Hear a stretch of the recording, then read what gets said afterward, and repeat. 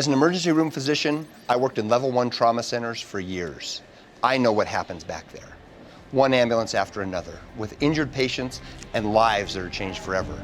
I understand. I took care of those people. Thank you.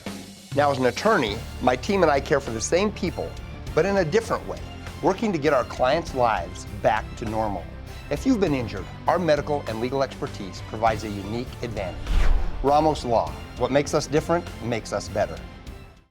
Okay, my friends, the latest update here on the incoming storm, and a couple computer models are still showing really good agreement on the fact that we are going to get a probably pretty decent storm for at least the higher terrain of southern Colorado. You see, by Friday morning at 7 o'clock here, this is a pretty good agreement, about as good as you'll see actually in the computer models here, and that gives us confidence that they're starting to hone in really on what is going to happen. So Thursday, Black Forest, by the time we hit the afternoon, we are getting some snow here.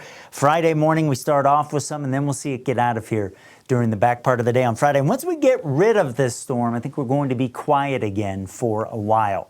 So tomorrow, Wednesday, is going to be a quiet day across the region. Some high clouds streaming through, and maybe some breezes here and there. I don't think it'll be as windy as Tuesday. We'll get this first system to kick off to the east. If you're traveling, be ready for some rain late Wednesday into Wednesday night and Thursday off to our east.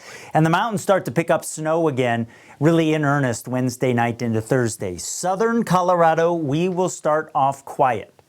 But as we head through the day and the storm starts to come in, 3 o'clock here, we're starting to catch some snow over the mountains. Denver probably gets it before Colorado Springs, but I think surrounding the springs, we'll have some snow developing in the late part of the day.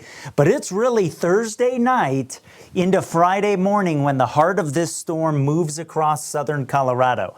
So the Friday morning commute will be a challenge across the region, because the other thing that happens at this time is we start to get a north wind picking up on the backside of the storm as the area of low pressure ends up strengthening off to our east. It gets north wind going over southern Colorado, and so I think for the morning commute we may have some blowing snow to contend with as well. And then we'll see how quickly we get rid of this storm on Friday.